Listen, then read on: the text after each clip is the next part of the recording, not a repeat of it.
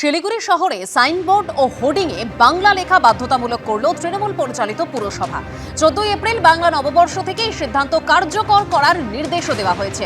আর ঠিক কি নির্দেশ দেওয়া হয়েছে বিজ্ঞপ্তি জারি করে, আরো বিস্তারিত জানবো আমাদের প্রতিনিধি সনদ ঝার কাছ থেকে। সনদ,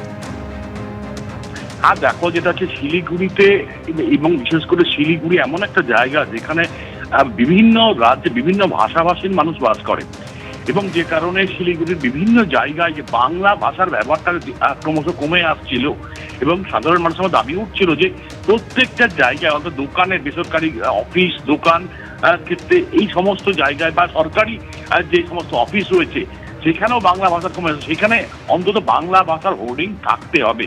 অন্য ভাষা যেমন আছে তার পাশাপাশি বাংলা, এবং সেটা উপরে, যেহেতু পশ্চিমবঙ্গের একটা গুরুত্বপূর্ণ শহর শিলিগুড়ি, তো গত মাসে শিলিগুড়ি কর্পোরেশন বোর্ডের সিদ্ধান্ত নেয় যে বাংলা ভাষার ব্যবহারটা বাধ্যতামূলক করা হচ্ছে। সেই অনুযায়ী এই মাসে তারা নোটিশ জারি করে দেয় যে প্রত্যেকটা অন্তত যে সংস্থা, দোকান, অফিস, সমস্ত কিছু, কেন্দ্র সরকার, রাজ্য সরকারের অফিস, পাশাপাশি হচ্ছে যে বেসরকারি দোকান থেকে শুরু করে বেসরকারি যে সমস্ত অফিস রয়েছে, সমস্ত জায়গায় 1 নম্বরে বাংলা ভাষার সাইনবোর্ডটা বাধ্যতামূলক। এবং যদিও এখনো পর্যন্ত এই যে সিদ্ধান্ত সাধারণ মানুষের কাছে খুব গ্রহণযোগ্য, এবং খুব অন্তত এই সিদ্ধান্তে খুশি হয়েছে রাজনীতিবিদরা, অন্যান্য যারা, তাদেরও বক্তব্য যে দেরি হলেও অন্তত এই সিদ্ধান্ত নিয়েছে। এবং এই সিদ্ধান্ত নিতে অনেক আগে না উচিত ছিল, ইতিমধ্যেই কিন্তু বিশেষ করে বাংলা ভাষা অনেক কমে এসছে। এটা অন্য জেলা বা রাজ্য সরকার কেন উদ্যোগী হচ্ছে না, এই প্রশ্ন উঠছে। ধন্যবাদ সনদ। কোচবিহারের দিনহাটায় আদালতে হাজিরা দিতে গিয়ে বিক্ষোভের মুখে পড়লেন বিজেপি বিধায়ক নিখিল রঞ্জন দের। গাড়িতে ভাঙচুর, গো ব্যাক স্লোগান, তাকে লক্ষ্য করে ইট, ডিম ছোড়ার অভিযোগ উঠল তৃণমূলের বিরুদ্ধে। প্রাণঘাতী হামলা হয়েছে, পুলিশ কিছুই করেনি, অভিযোগ কোচবিহার দক্ষিণের বিজেপি বিধায়কের। মানুষের স্বতঃস্ফূর্ত প্রতিবাদ, পাল্টা তৃণমূল। আদালত চত্বরে বিজেপি বিধায়ককে ঘিরে বিক্ষোভ, গো ব্যাক স্লোগান,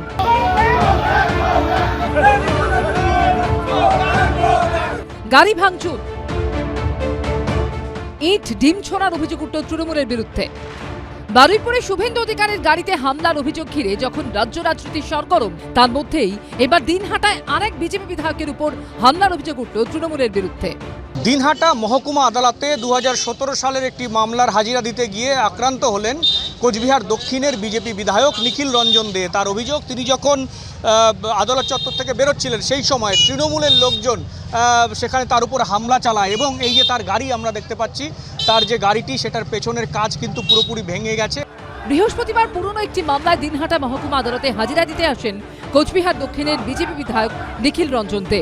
আদালত চত্বরেই তাকে ঘিরে বিক্ষোভ দেখাতে শুরু করেন তৃণমূলের কর্মী সমর্থকেরা। ওঠে গো ব্যাক স্লোগান।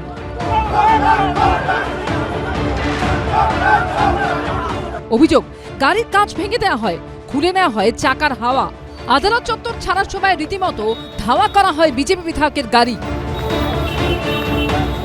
আমাদের বিরোধী দলনেতা, তার উপরে প্রাণঘাতী হামলা করা হয়েছে। আজকেও আমাদের উপরে সেই রকম প্রাণঘাতী হামলা করা হয়েছে। অর্থাৎ উপর থেকে এরকমই নির্দেশ আছে যে যেখানে পাবো বিজেপির বিধায়কদেরকে একের পর এক এই ধরনের অত্যাচার।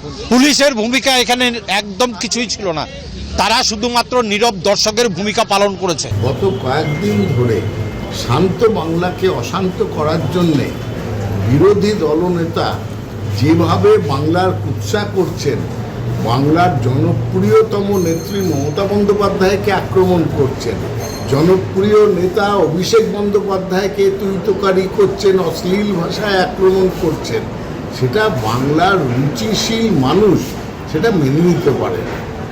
তাই জন্যে সাধারণ মানুষের স্বতঃস্ফূর্ত প্রতিবাদের সম্মুখীন হতে হয়েছে নিখিল বাবুকে। ঘটনার প্রতিবাদে দিন দুপুরে কোচবিহার শহরের মরাপোড়া চৌপথিতে পথ অবরোধ করেন বিজেপি নেতাকর্মীরা। শুভেন্দু ভট্টাচার্য রিপোর্ট, এবিপি আনন্দ, কোচবিহার।